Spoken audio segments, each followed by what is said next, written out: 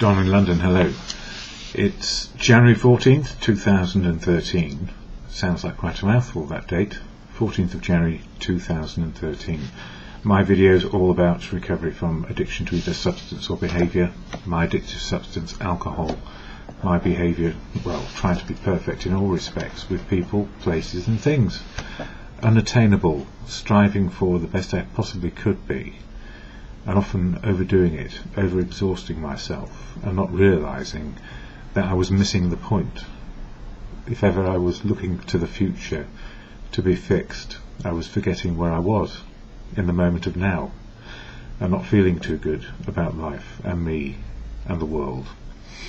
So I drank alcohol to take away the pain of not being able to achieve perfection, I guess. Foolish old me, I didn't realise for quite a long time.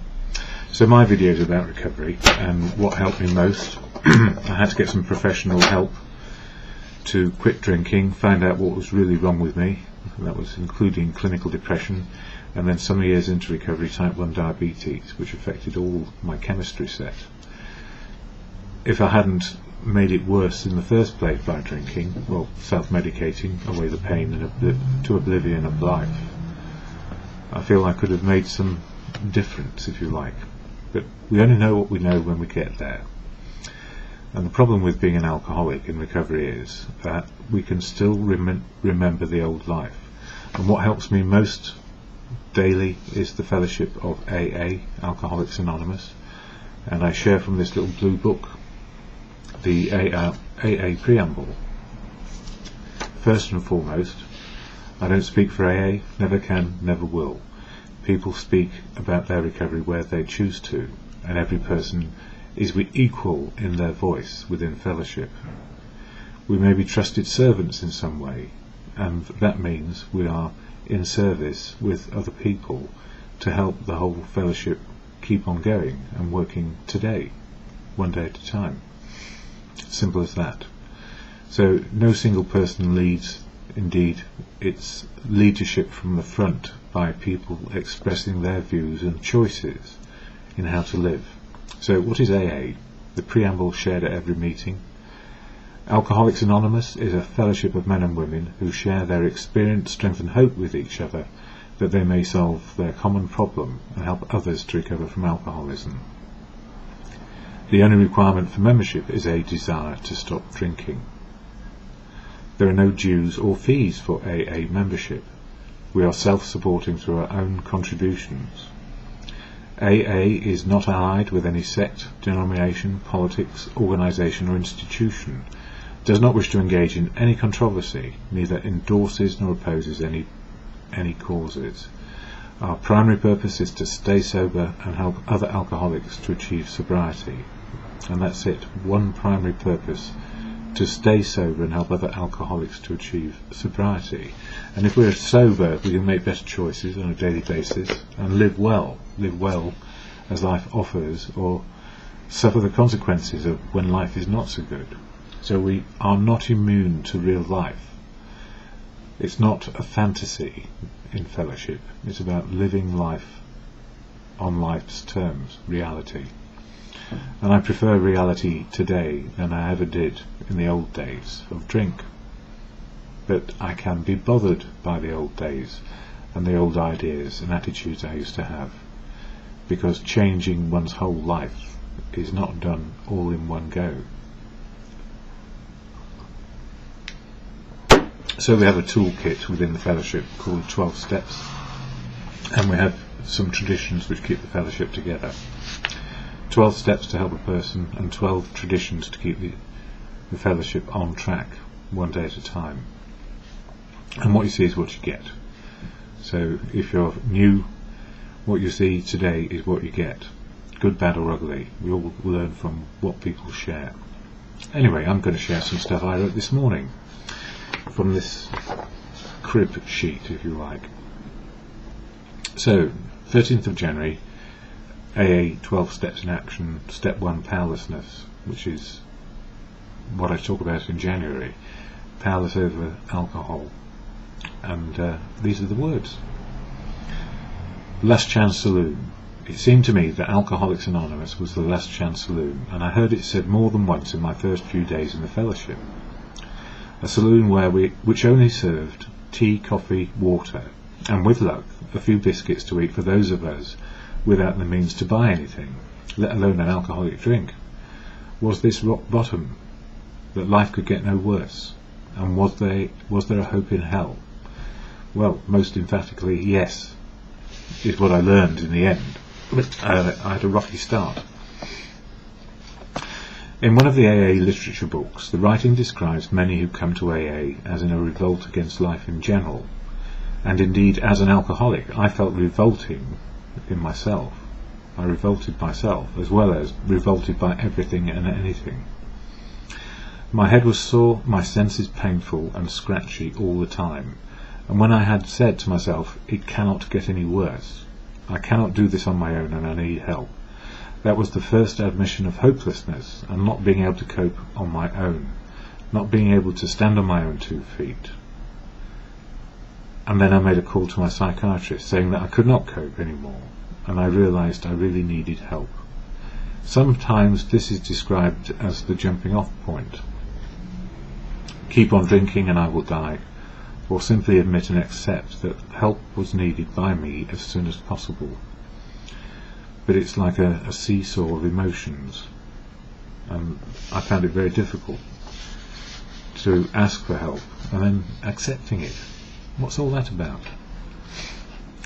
Anyway, I managed to get to the psychiatrist on a bitter January day. It was a Friday, and I was really suffering badly. And the suffering was emotional and physical. My feelings went all over the place and then went numb with alcohol.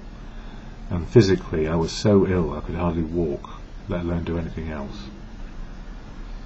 Fortunately, the psychiatrist told me not to stop drinking completely, to avoid an alcoholic seizure, just to taper it down a bit, so I could actually get to their office.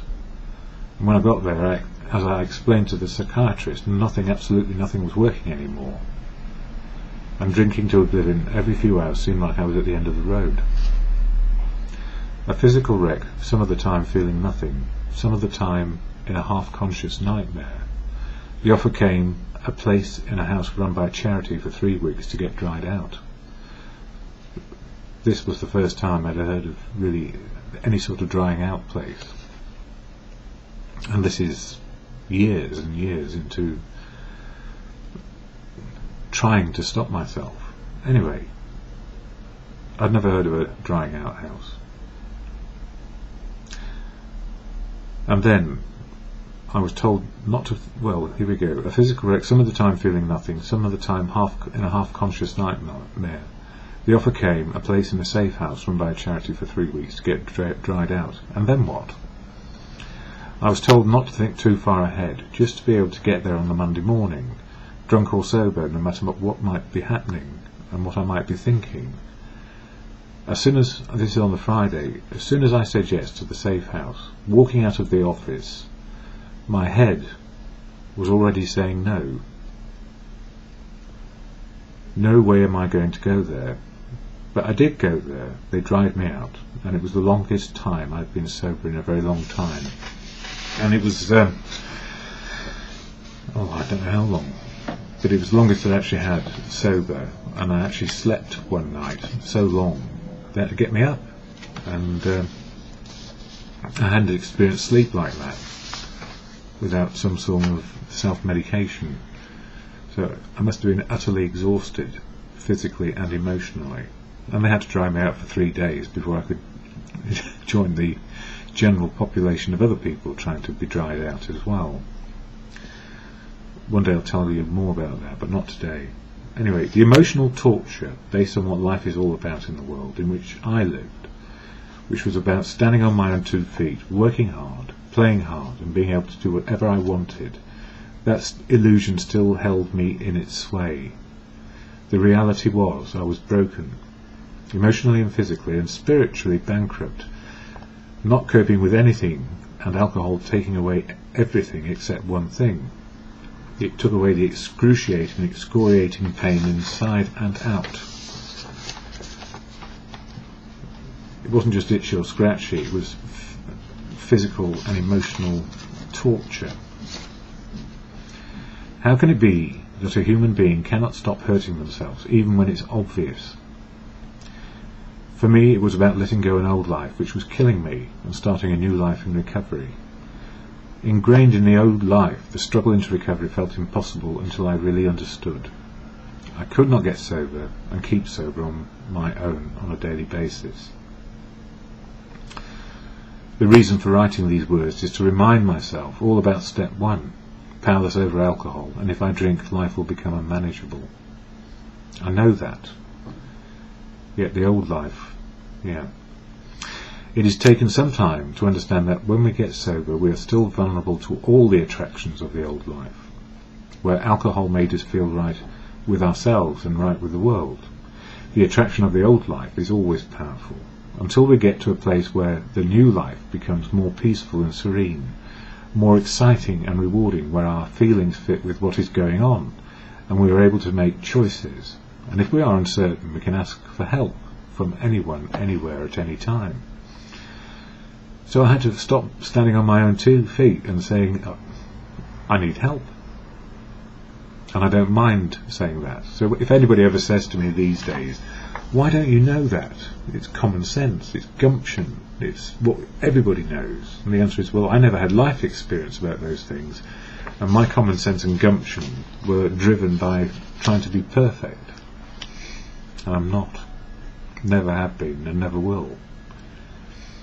Yes, I was watching a TV programme this morning, and they presented a piece on self-help books.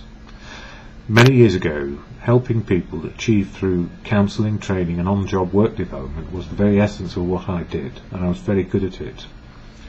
I understood what people needed to do and how they needed to fit in and how to do it. So it wasn't just training somebody to do it. I went and did it myself often to see and understand what the job entailed.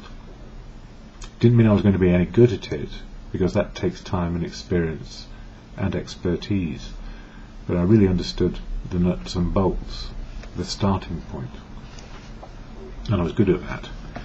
I could help other people, and at the same time was unable to help myself with my biggest problem: a loss of purpose in my own life, unable to love myself unconditionally, unable to love anyone unconditionally, and without a reason to be useful in any capacity. So in some ways, the traditions of life, which are to get married and have children and make a family, it never happened for me because I was too fearful of getting it wrong, I suspect. But it didn't stop me trying to love as many people, and, well, girls in my life will know it. I loved them as best I could, and often drove them to distraction by trying to create perfect scenarios for them, in whatever way, in whatever department. So as a very trying person, trying hard to do whatever it was that would make a girl love me, I tried to make them love me, rather than them love me for who I am. And if I didn't know who I was, how on earth were they ever going to find out about me? Because I didn't know. And when it got a bit too deep, I suspect I ran for the hills or started another relationship. Life just got complicated and silly and stupid because I didn't know how to deal with my feelings, and I didn't know how to get to that purpose, the real purpose of living, which is unconditionally to love, be loved back, and have something useful to do, whatever it is. So, good at helping others, crap at helping myself. I could help other people, and at the same time was unable to help myself with my biggest problem, a loss of purpose in my own life. Unable to love myself unconditionally, unable to love anyone unconditionally, and without a reason to be useful in any capacity. It didn't mean I didn't love people. I did. I loved their socks, or their stockings off them, if they wore stockings. Anyway, I did not realise I was suffering from clinical depression, actually, and using alcohol to self-medicate the desolation I felt inside. It was the ugliest at times, pretending to be okay and living in a bleak emotional state. I could not control it, master it, and as Churchill described it, black dog. The only way I found respite was in asking for help, professionally to start with, and then in fellowship one day at a time. Over the years, with many experiments conducted by professionals to help me find balance in my physical chemistry, to enable the production of the right chemicals, to give me a chemical balance in my endocrine and hormone system, chronic depression was alleviated, and still is. There is no such thing as a happy pill. There is medication to improve the chemical imbalances that many people suffer from. And without the talking therapy, which is very sparse these days, people drift back into depression if they rely solely on self-will and self-determination. And that was my biggest bugbear, if you like. I could not stop the attitude of I ought to be able to sort myself out on my own. And I didn't need a kick up the backside. I needed someone to listen and to share back. So I needed fellowship. Once the chemistry set inside me was working adequately, I could start to feel life and experience life as it is today. Feelings fitting with the reality of now. Feelings fitting with reality in the moment. Emphatically, the most profound change in me in all my life was to find balance in living one day at a time. Understanding what life can be, and is still good, bad and ugly. So life can be whatever it is. I cannot change the world, and if I cannot change the world, I need to understand how I might fit in the world, make the best of what is, and not some fantasy I might expect beyond the realms of reality. So we can have dreams still, and fantasy still. It's a very necessary part of being a human, I suspect. Otherwise, where would we get to? But once we're on the first step of understanding where something or someone or whatever it is might go, we take account of the possibilities, but not fantasies without foundation. So we get to a place of possibility with foundations, understanding of what the next step is. But if we don't know what the next step is, we need to be patient and see what's what. Ask for help.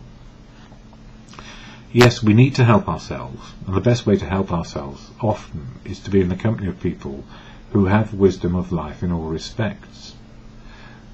But the wisdom doesn't reside in just one person, I've found.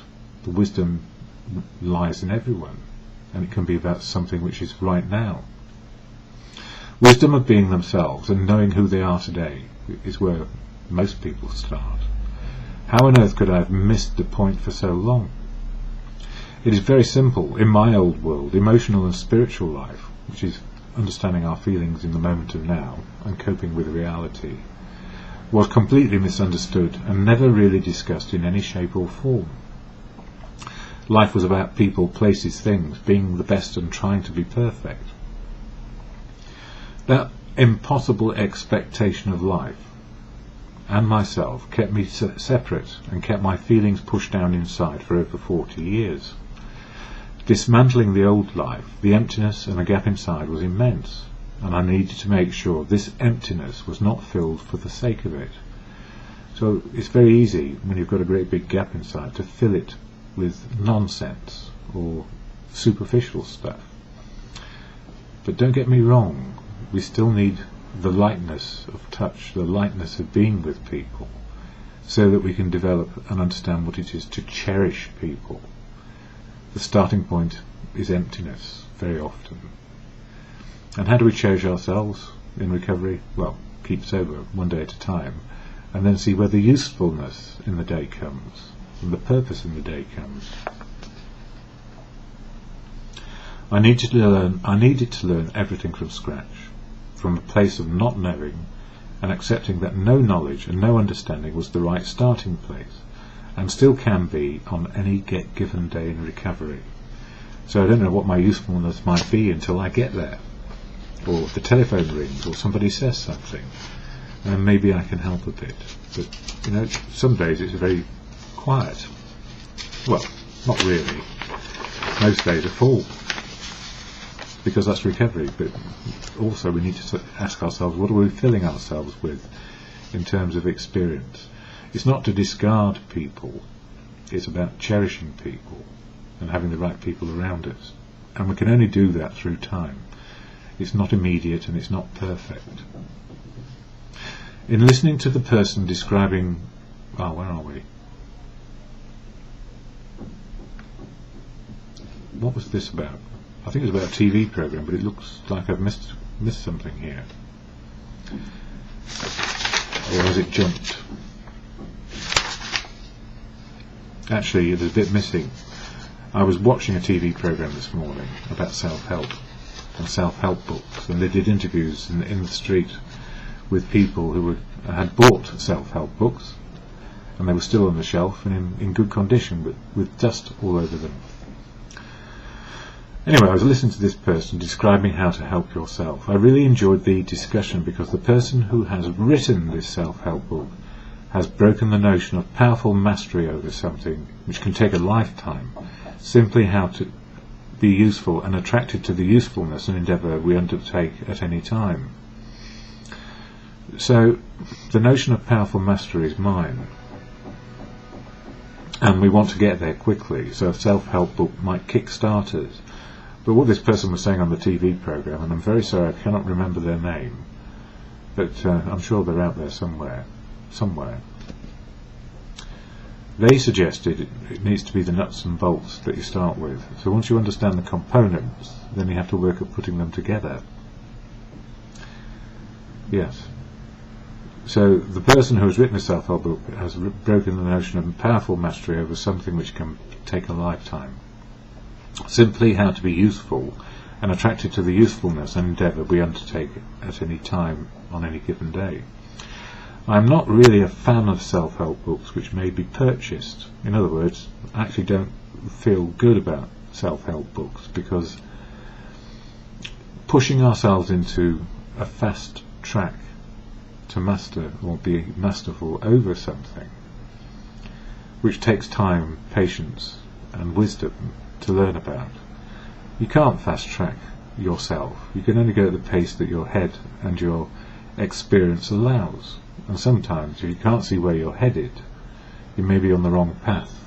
So self-help books may give us a jolt from time to time, but I don't know that another person's idea of how to help yourself is necessarily the best way.